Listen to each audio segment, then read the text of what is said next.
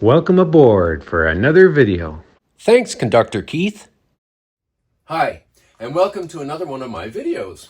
Well, today I'm going to show you that yes, indeed, you can have switching operations with O-gauge toy trains, even on O27 track, with the Lionel, so-called automatic couplers, which don't work all that well. Over the years, I've had fine scale layouts, Long gone N-scale layout. Small British 00 switching layout, which I still have. I should show it one of these days. My primary interest has always been switching rail cars around. In my large-scale railway upstairs, the Penross Railway of Eastern Ontario, I operate it like a real railroad with switch lists. Well, I do that with O-gauge as well. And in this video, I'm going to show you how.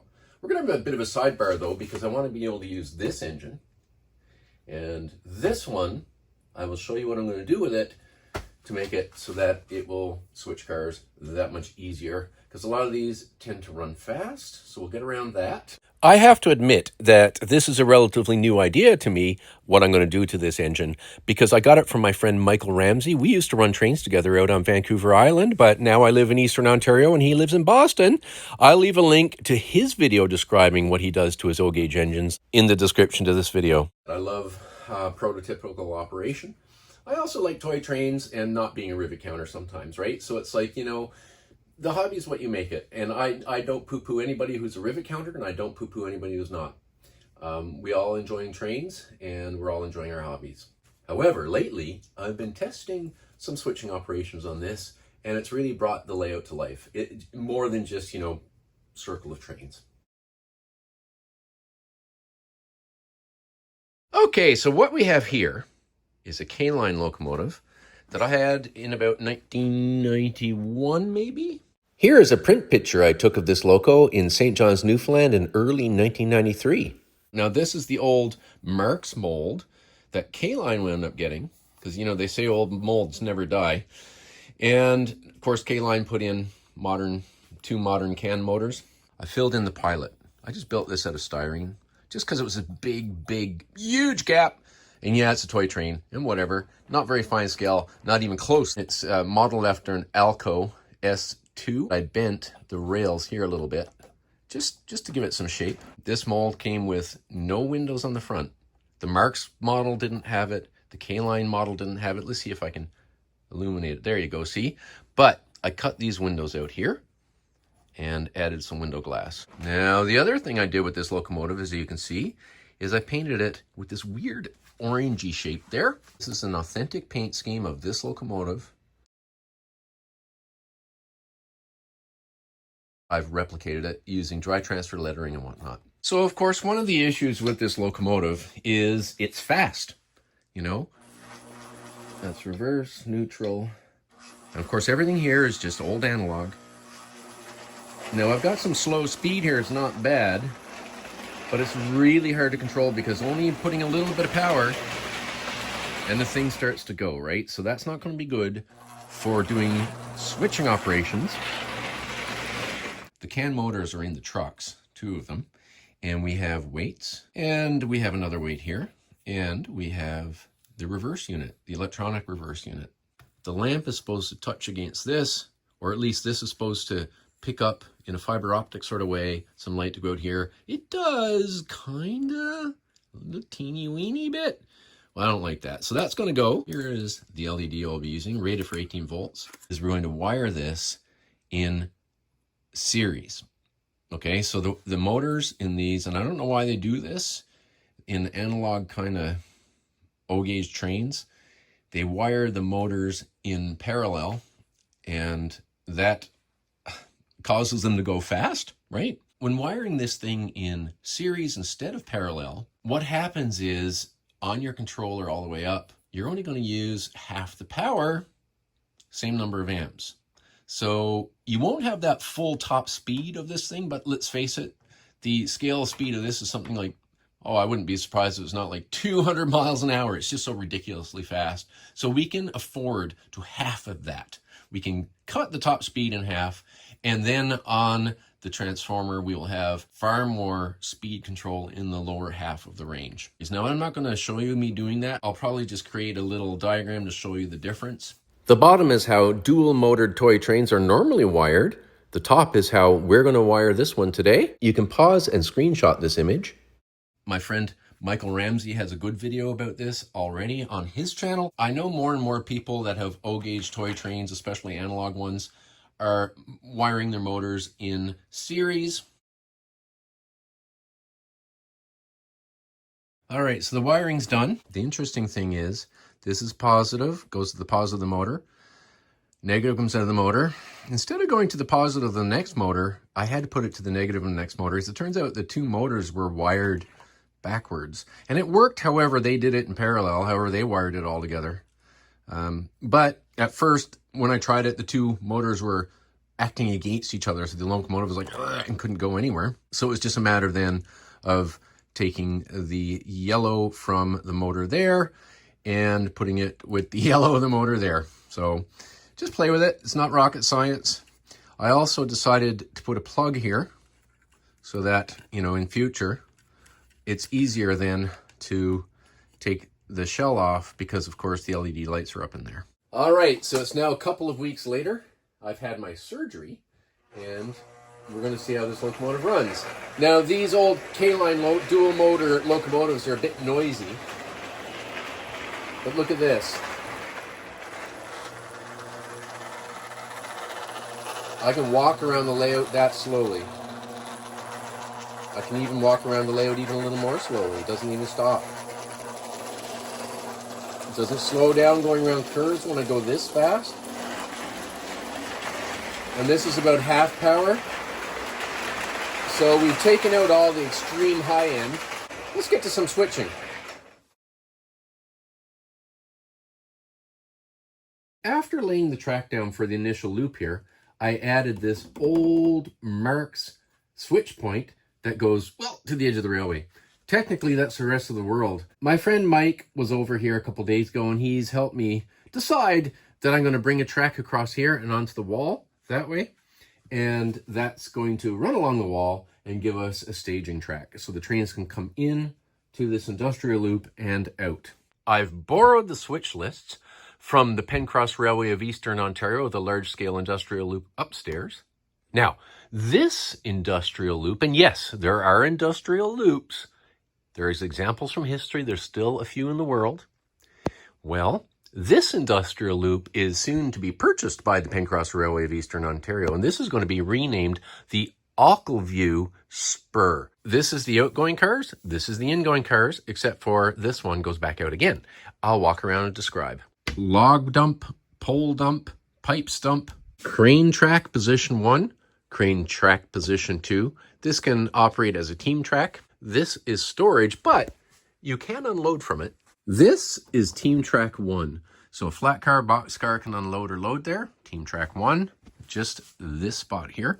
This is tank car track. To make operations interesting on a loop that acts as its own passing siding, this is team track 2. We're going to leave a boxcar here today. There isn't one here to start with. We're going to leave one here. Even with very few rail cars, this is going to be interesting and challenging because the train comes in this way. But when the train leaves, this caboose has to be on this end of the train. This locomotive has to be on the front end of the train. And it doesn't matter that the locomotive is going that way. That's fine. And somehow through all the switching, we have to leave a boxcar right there as the last thing before the train leaves. As a bit of a cheat, I put an LED light in there. I also put an LED light on that side. They're not directional. I don't think the board could handle it. It's not made for it, and that's fine. Now, occasionally I find when I'm doing these videos that this light appears to be out, and sometimes this light appears to be out, or they come on and off. That's because they phase with the frame rate I have my camera set up for. Well, the first move will be easy.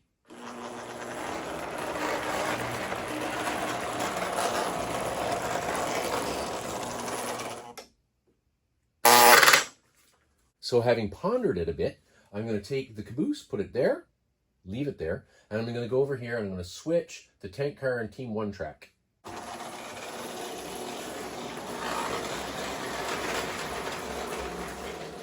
Now remember I said the Lionel couplers are not very good. This is going to be the hand of God method.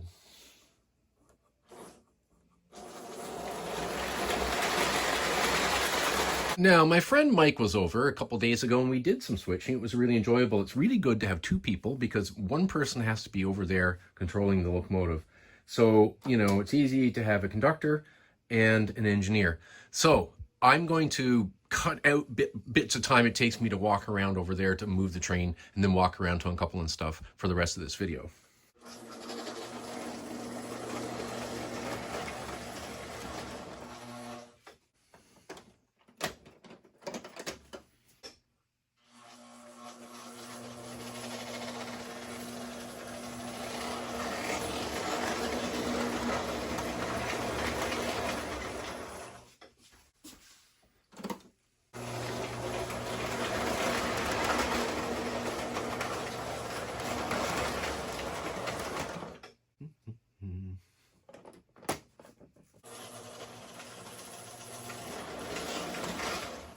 I wonder if I can reach from over here.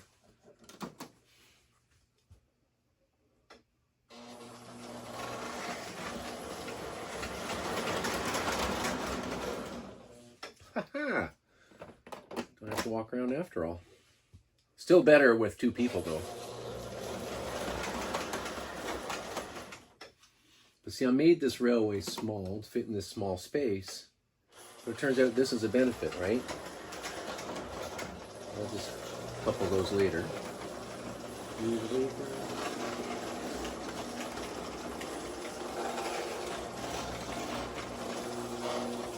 Couple there.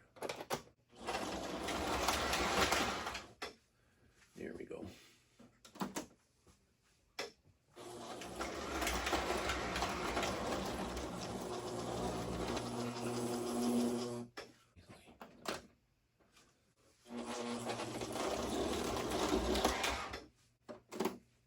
So these two are done, they're out, and this is in, and this is in. I think the next thing I'll do is put the caboose where I need the caboose to be for when the train ultimately leaves, and then I'm going to switch this track.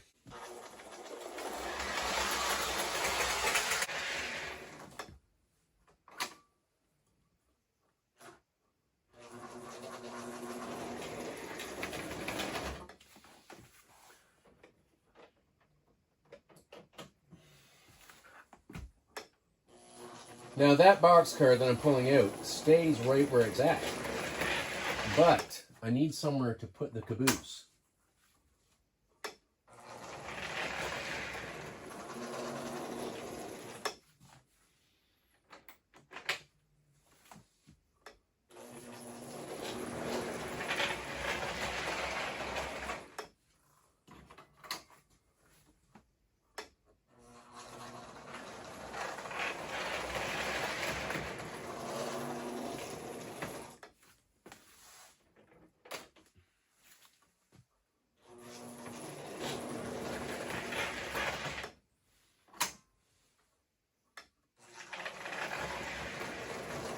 I'm going to uncouple this car because this is the one that's going to be left right there at that team track ultimately.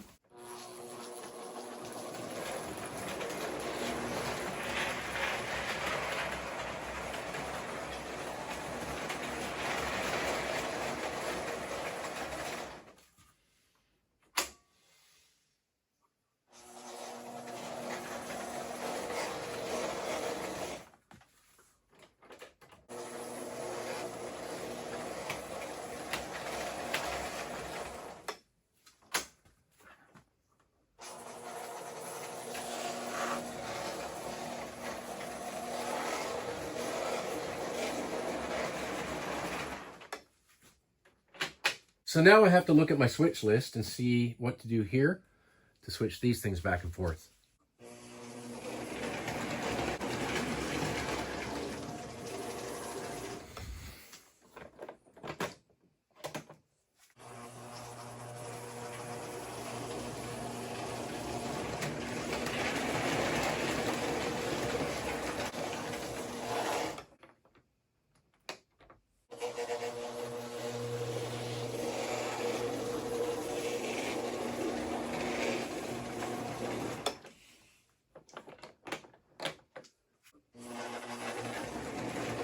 Just by pure luck, the depressed center flat and the boxcar that are supposed to go in this track in this order were already in the train exactly in this order.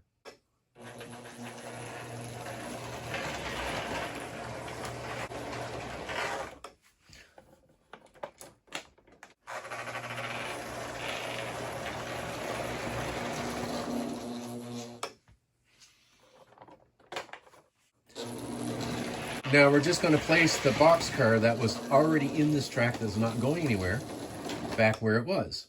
Okay, so everything else is done. Now we've got to leave this boxcar by that team track right there.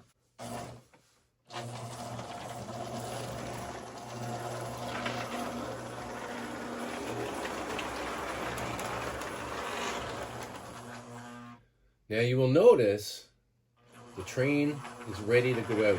The caboose is in the right spot and the locomotive is in the right spot. I hope you've enjoyed our switching operations today. Sure adds a dimension to my railroad and makes it feel alive. And I think that John Lazar Gnome here is quite pleased as well. It's time to say goodbye to you and to John, and thank you for watching. And now the train is just going to make its way out to the rest of the real world.